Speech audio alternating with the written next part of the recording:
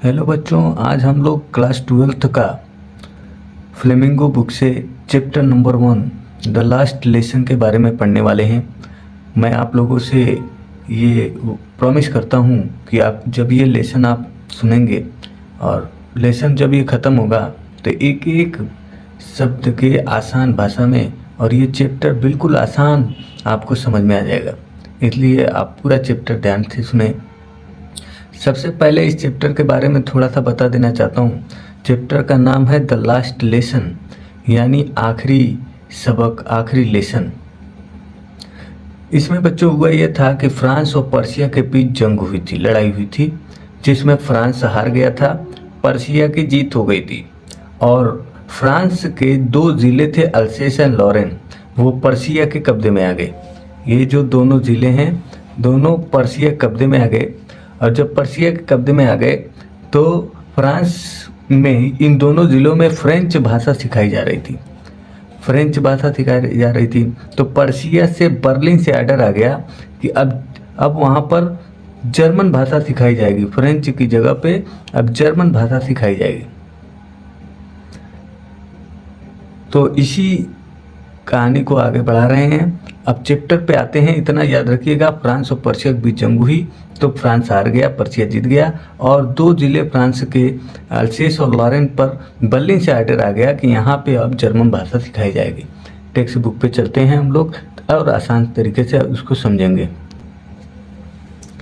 In the story, कहानी में, the French district of Alsace and Lorraine, France के 2 ज़िले अल्सेस और Lorraine have passed into Persian, जो पर्शिया के हाथों में चले गए थे। रीड द स्टोरी, कहानी को पढ़िए। Find out what effect in this had of the life at school, और पता लगाएं एंड फाइंड आउट, पता लगाएं कि इसका स्कूल के जीवन पर क्या प्रभाव पड़ा। व्हाट इफेक्ट, क्या प्रभाव पड़ा इसका on the life of the school, school के जीवन पर।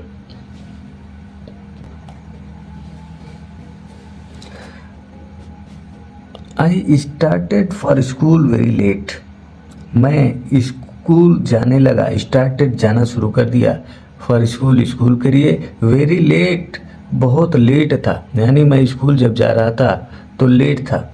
डैट मॉर्निंग, उस सुबह में, and was in a great read, और मैं बहुत ज़्यादा डरा हुआ था, ऑफ स्कार्डिंग, इस बात से डरा हुआ था, डांट से डरा हुआ था, स्पेशली खासतौर से, बिकॉज, क्योंकि एम हमेल, यहाँ पे एम हमेल बच्चों टीचर का नाम है, एम हमेल, क्योंकि M Hamel had said, M Hamel ने कहा था कि ही वुड क्वेश्चन अस, वो हमसे सवाल करेंगे, वो हमसे पूछेंगे, ऑन पार्टिसिपल, पार्टिसिपल पर हमसे सवाल करेंगे। बच्चों पार्टिसिपल क्या होता है, ग्रामर का ये एक रूल है, नियम है, उसके बारे में जान लो। बच्चों पार्टिसिपल एक तरीके का वर्ब होता है। वर्ब के 2 टाइप्स होते हैं, finite verb, non finite verb. Finite verb वो होता है जो अपने सब्जेक्ट के नंबर और जेंडर के अनुसार बदलता है, जबकि नॉन फाइनाइट वर्ब पर सब्जेक्ट, टेंस और नंबर का कोई असर नहीं पड़ता। नॉन फाइनाइट 3 तरीके का होता है, infinitive, gerund, participle and gerundial infinitive. तो यही पार्टिसिपल से रिलेटेड सवाल पूछने वाले थे जिसको बच्चे का डर था। बच्चा इस बात से डर रहा था कि ही वुड क्वेश्चन अस, कि टीचर एमहमेल हमसे सवाल करेंगे ऑन पार्टिसिपल, पार्टिसिपल पर। And I did not know, और मैं नहीं जानता था, the first word about them, इस पार्टिसिपल के बारे में एक भी शब्द मुझे मालूम नहीं था। फॉर अ मोमेंट, एक पल के लिए, आई थॉट, मैंने सोचा, ऑफ रनिंग अवे, भाग जाने का, एंड स्पेंडिंग द डे, और पूरा दिन गुजारने का, आउट ऑफ द डोर, घर से बाहर, घर से बाहर पूरा दिन गुजारने और भाग जाने के मैंने सोचा। इट वॉज सो वार्म, काफ़ी गर्म था, ठंडी के दिन में काफ़ी गर्म था। सो ब्राइट, दिन, सूरज बिल्कुल चमक रहा था। द बर्ड्स वर चिरपिंग, पंछियाँ जो चिड़ियाँ थीं वर चिरपिंग, चहचहा रही थीं। At the edge of the wood, जंगल के कोने में, है ना, चिड़ियाँ चहचहा रही थीं। एंड, और in the open field back of the सा मिल, आरा मशीन के पीछे खुले मैदान में द पर्शियन सोल्जर, जो पर्शियन सोल्जर्स हैं, सिपाही हैं, वह ड्रिलिंग अभ्यास कर रहे थे। तो इसको इस तरह पढ़ेंगे कि आरा मिल के पीछे खुले मैदान में पर्शिया के सोल्जर अभ्यास कर रहे थे। It was all much more tempting, ये जो नज़ारा था, ये सब नज़ारा was all much more tempting, बहुत ही ज़्यादा लुभावना था। Then the rule of the participle से ज़्यादा ये सब नज़ारा लुभावना था। बट लेकिन आई हैड द स्ट्रेंथ, लेकिन मेरे पास वो शक्ति थी टू रेसिस्ट, इनकार करने की, मुझे खुद को रोकने की। यानी मन तो चाहता था कि घर से बाहर चले जाएं, भाग जाएं, पूरा दिन गुजार दें, स्कूल न जाएं, लेकिन मुझे अपनी इच्छाओं पर काबू करना आता था। And hurried off to school, और मैं जल्दी जल्दी स्कूल की तरफ निकल गया, स्कूल की तरफ जाने लगा। व्हेन आई पास्ड, जब मैं गुजरा, तब टाउन हॉल के पास गुजरा, टाउन हॉल के पास गया। देयर वाज अ क्राउड, वहाँ पे बहुत भीड़ थी। In front of the bulletin board बच्चों वो होता है जहाँ पे न्यूज़ वगैरह चिपकाई जाती है ना, न्यूज़ बोर्ड जिसको कह लो, सूचना बोर्ड जिसको कह लो, सूचना पट कह लो, जहाँ पे जो है न्यूज़ वगैरह चिपकाई जाती है, वहाँ बुलेटिन बोर्ड पर के सामने लोगों की भीड़ थी। फॉर द लास्ट 2 years, पिछले 2 सालों से ऑल आवर बैड न्यूज़, हमारी सारी बुरी खबरें का मतलब, क्योंकि इसमें जो है फ्रांस हार गया था, तो जितनी न्यूज़ें थी इनके लिए सब बुरी थी, क्योंकि जो आर्डर आ रहे थे बर्लिन से, इसलिए कह रहा है कि in for the last 2 years, पिछले 2 सालों से ऑल आवर बैड न्यूज़, हमारी सभी बुरी खबरें हैड कम फ्रॉम देयर, इसी बुलेटिन बोर्ड पर से आती थी। यानी यहीं पे जो नोटिस होता था आकर के चिपकता था और लोग यहीं से जानते थे। इसीलिए कह रहा है कि ऑल आवर बैड न्यूज़, हमारी सारी बुरी खबरें हैड कम फ्रॉम देयर, यहीं से मिलती थी। द लास्ट बैटल, कैसी कैसी बुरी खबरें मिलती थी। द लास्ट बैटल, जंग के हारने की खबर। द ड्राफ्ट की खबर। The order of the commanding officer, जो कमांडिंग ऑफिसर के आर्डर आते थे कि ये करना है, अब जो है एल्सिस और लॉरेन में, ये सब यहीं से मिलते थे। आई थॉट, और मैंने सोचा टू माई सेल्फ, खुद से, विदाउट स्टॉपिंग, बिना रुके मैंने ये बात सोची। यानी ये जल्दी जल्दी स्कूल जा रहा है और विदाउट स्टॉपिंग, बिना रुके इसने सोचा, what can be the matter now, कि अब क्या बात हो सकती है, कि अब क्या समस्या या मैटर हो सकता है। इस बात को बच्चा चलते हुए सोचा। यूजुअली अक्सर व्हेन स्कूल बिगिन, जब स्कूल शुरू होता है, यानी स्कूल चलता था, देयर वाज अ ग्रेट बसल, बहुत ही शोर शराबा होता था। विच कैन बी हेयर्ड, उस शोर शराबे को और उस शोर को सुना जा सकता था। विच कुड बी हेयर्ड, सुना जा सकता था। आउट इन द स्ट्रीट, बाहर की गली में उस शोर को सुना जा सकता था जब स्कूल चलता था। किस चीज़ का शोर होता था? The opening and closing the desk के खोलने और बंद करने की आवाज़ें, या उसका शोर सुना जा सकता था। Lesson repeated in the unison मतलब होता है एक साथ जोर से पढ़ना। तो बच्चों का जो लेसन रिपीट करते थे एक साथ जोर आवाज़ में, वेरी लाउड, तेज, उसको बाहर गली में सुना जा सकता था उस शोर को। With our hand over the years, और वो बच्चे कैसे एक साथ पूरे लेसन को रिपीट करते थे, दोहराते थे।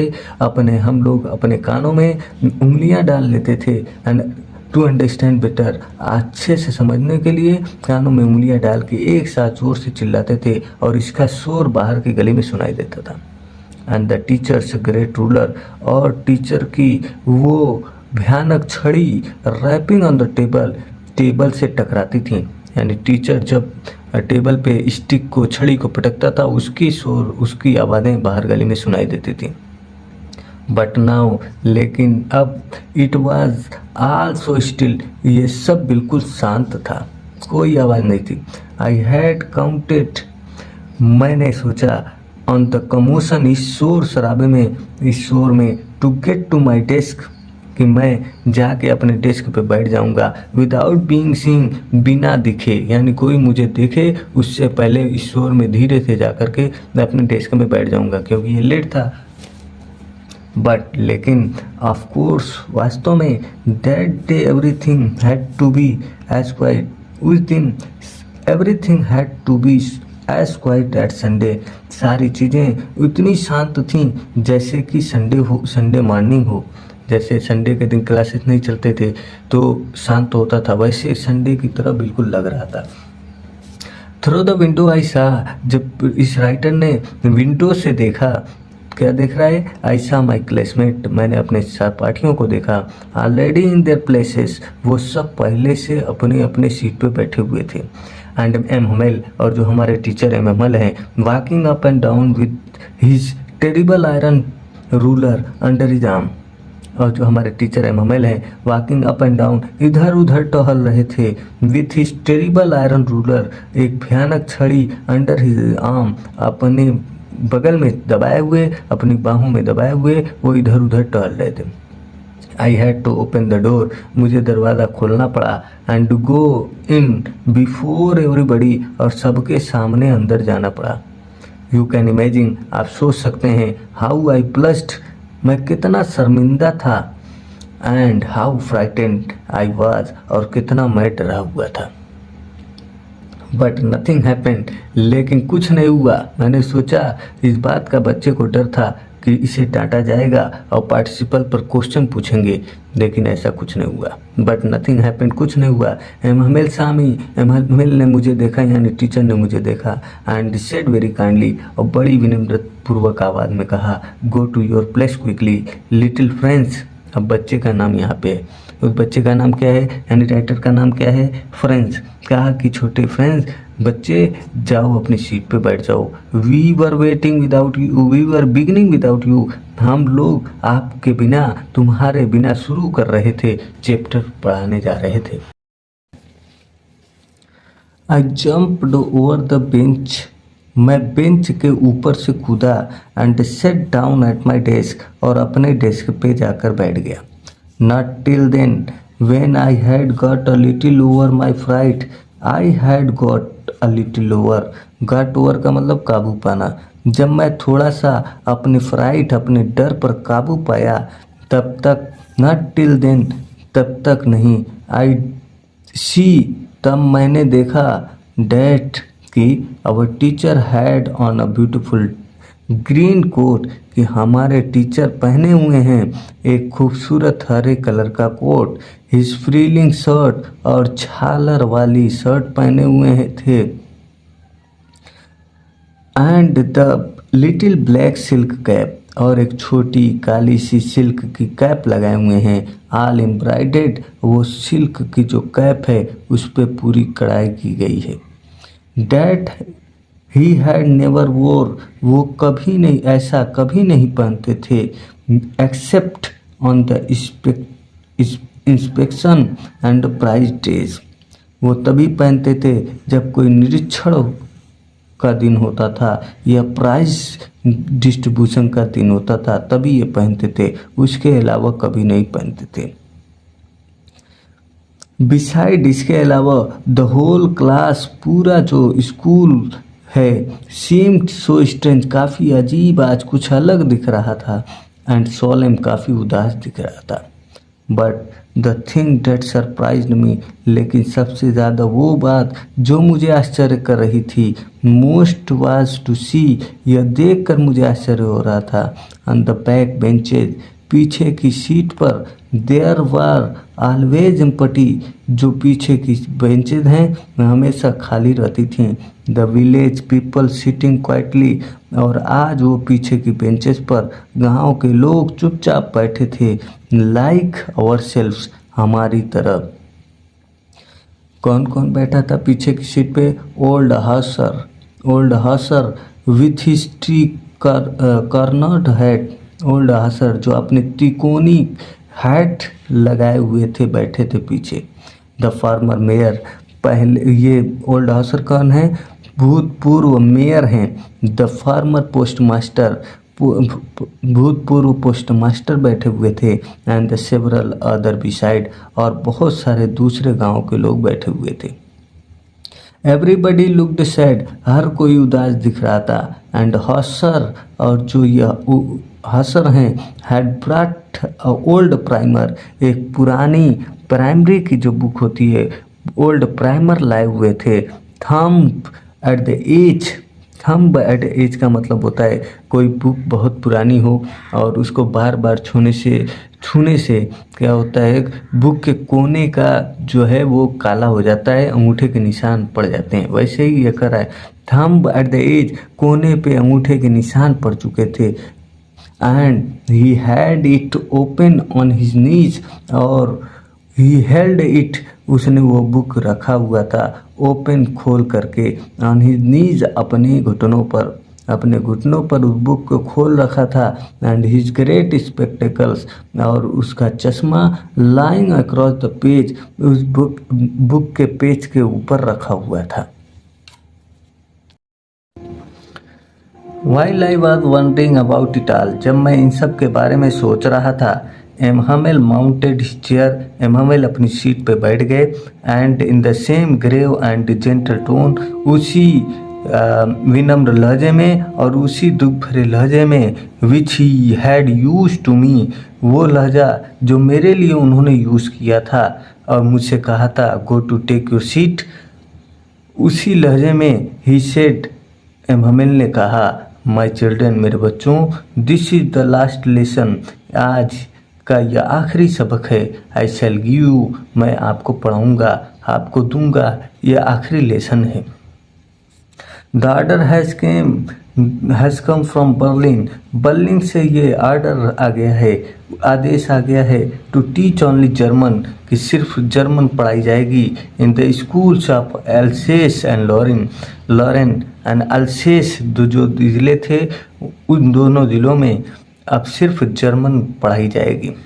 The new master comes tomorrow, नए टीचर कल से आएंगे। This is your last French lesson, आज फ्रेंच भाषा का ये आखिरी लेसन है। I want you to be very attentive, मैं चाहता हूँ कि आप लोग बड़े ध्यान से आज आखिरी लेसन को पढ़ें और सुने। What a thunderclap this word were to me, कि ये शब्द मेरे लिए बिल्कुल बिजली के कड़कने की तरह थे। ओ वो द रिच, वो दुखी लोग, that was what they had put up at the town hall, कि उन्होंने टाउन हॉल के सामने जो लिख रखा था, यानी जब वो बच्चा स्कूल आ रहा था तो उसने टाउन हॉल पे बुलेटिन बोर्ड पे पास देखा कि बहुत सारे लोगों की भीड़ थी। उसी चीज़ की बात कर रहा है कि वो दुखी लोग, यही डैट वाज, यही न्यूज़ था कि अब जो है एल्सेस और लॉरेन में जर्मन भाषा पढ़ाई जाएगी। यही लिखा हुआ था। वाट, जो दे हैड पुट अप, लोग जो चीज़ उन्होंने चिपकाया हुआ था, लगाया हुआ था एट द टाउन हॉल पे, और लोग उसी को पढ़ रहे थे। माई लास्ट फ्रेंच लेसन, मेरा आखिरी फ्रेंच का लेसन। वाई, क्यों? I hardly knew how to write, मैं बड़ी मुश्किल से लिखना जानता था। इसका मतलब यह है कि मैं लगभग नहीं जानता था। हार्डली न्यू, बड़ी मुश्किल से, हाउ टू राइट, लिखना जानता था। और अब आई should never learn any more, मैं अब कभी और ज़्यादा नहीं सीख पाऊँगा। आई मस्ट स्टॉप देयर, ज़रूर हमें अब यहीं रुकना पड़ेगा। देन, तब, ओ हाउ सॉरी आई वाज, मैं कितना शर्मिंदा था। फॉर नॉट लर्निंग, न सीखने के लिए, न सीखने पर मैं बहुत शर्मिंदा था। माई लेसन, अपने सबक को, यानी अपने सबक को न सीखने पर मैं बहुत शर्मिंदा था। फॉर सीकिंग बर्ड्स एग, चिड़ियों के अंडे ढूंढने के लिए मैं निकल जाता था और पढ़ाई नहीं करता था, उस पर मैं बहुत शर्मिंदा था। या गोइंग स्लाइडिंग ऑन द सार, सार नदी पर सरकने के लिए जाता था, उस पर मैं बहुत शर्मिंदा था और पढ़ाई नहीं करता था। Learning my lesson, not learning my lesson, अपना सबक याद नहीं करता था। इसके लिए हाउ सॉरी आई वाज, मैं कितना ज़्यादा शर्मिंदा था। माई बुक, मेरी किताबें, डेट हैड सीम्स, जो मुझे लगती थी मेरी किताबें जो लगती थी, सच नॉनसेंस, बहुत ही बेकार और घटिया लगती थी। अ वाइल एगो, कुछ दिनों पहले, कुछ समय पहले। सो हैवी टू कैरी, ढोने के लिए ये किताबें बहुत वजनी लगती थीं। कौन किताबें? माई ग्रामर्स, मेरी ग्रामर की किताब, and my history of the saint, और मेरे संतों की जो इतिहास है उसकी किताबें और ग्रामर की किताबें ढोने में बहुत वजनी लगती थी कुछ समय पहले। वर ओल्ड फ्रेंड, लेकिन यही ग्रामर की किताबें, my history of saint book, were old friend, दोस्त, पुरानी दोस्त थी, पुरानी दोस्त हो चुकी थी अब, कि आई कुडंट गिव अप, कि मैं अब उनको नहीं छोड़ सकती थी। एंड एम हमेल टू, और अपने जो टीचर एम हमेल हैं उनको भी नहीं छोड़ सकती थी। द आइडिया, और यह विचार, that he was going to away, ये आइडिया कि अब एम हमेल दूर जा रहे हैं, that I should never see him, कि अब हम उनको कभी नहीं देख पाएंगे दोबारा, मेड मी फॉरगेट, इस चीज़ ने, इसी विचार ने कि वो दूर जा रहे हैं और हम फिर कभी दोबारा नहीं मिल पाएंगे, इसी चीज़ ने made me forget all about his ruler, made me forget, मुझे भुला दिया, ऑल अबाउट हिज रूलर, उनकी सारी छड़ियों को जो जो उन्होंने मुझे मारे हैं, या फिर उनकी छड़ी को हम सब भूल गए। And how cranky he was, और कितने वो बदमिजाज थे, कितने संकी थे, इस बात को भी हम लोग पूरे तरीके से भूल गए। पुअर मैन, बेचारे आदमी यानी बेचारे sir, it was in honour of this last lesson, आखिरी लेसन के सम्मान में ये सब था कि that he had put on his fine Sunday clothes, इसीलिए उन्होंने संडे का जो अच्छा कपड़ा था उसको उन्होंने आज पहना हुआ था। एंड नाउ, और अब, आई अंडरस्टूड, मैं समझ गई थी, why the old man of the village, कि गांव के कितने लोग, गांव के जो लोग हैं, पुराने लोग, were sitting there in the back of the room, room के पीछे बैठे हुए हैं।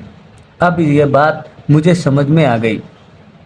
इट वॉज बिकॉज, ऐसा क्यों था? क्योंकि दे वर सॉरी, उन सब को बहुत दुख था।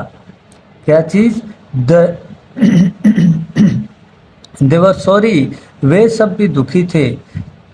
दे डैट की, they had not gone to school more, क्योंकि वो लोग भी स्कूल बहुत ज़्यादा नहीं जा पाए थे। It was their way to thanking our master, यही उनका तरीका था गाँव वालों का, कि वो लोग आए थे हमारे मास्टर का शुक्रिया अदा करने के लिए, for is 40 years of the faithful service, उनकी ईमानदारी की 40 साल की सेवा के का शुक्रिया अदा करने के लिए आए थे। And of showing their respect, और अपना अपना सम्मान शो कर रहे थे, फॉर द कंट्री, उस देश के लिए, डेट वाज देयर नो मोर, कि अब उनका ये नहीं रहा। While I was thinking all of this, जब मैं इन सब के बारे में सोच रहा था, I heard my name called, मैंने सुना कि मेरा नाम पुकारा जा रहा है। It was my turn to recite, अब सुनाने का मेरा वक्त था। What would I not have given to be able to say, क्या मैं सुनाने के योग्य नहीं था कि that dreadful rule for the participle all through, participle का पूरा रूल, खतरनाक पूरा रूल, क्या मैं नहीं सुना सकता था? वेरी लाउड, जोर से नहीं सुना सकता था, एंड क्लियर, और साफ आवाज में नहीं सुना सकता था, एंड विदाउट वन मिस्टेक, और बिना किसी गलती के क्या नहीं सुना सकता था? But I got mixed, up in the first word, लेकिन मैं पहले ही शब्द में फंस गया। एंड स्टूड देयर, और खड़ा रहा, होल्डिंग ऑन माई डेस्क, अपने डेस्क को पकड़े हुए, माई हार्ट बीटिंग, मेरा दिल घबरा रहा था, and not daring to look up, और मेरे पास इतनी हिम्मत नहीं थी कि मैं अपने सर को उठा के ऊपर देख सकूं।